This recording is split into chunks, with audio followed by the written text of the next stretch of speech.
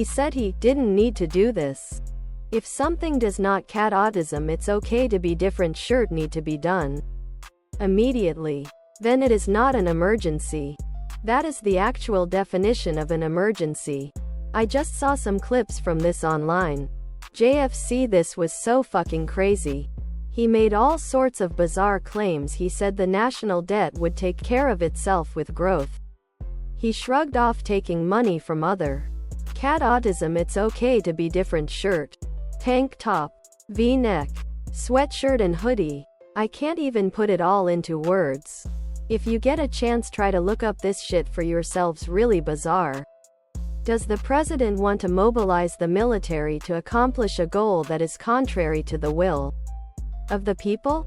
That is a cat autism. It's okay to be different shirt. Disturbing precedent.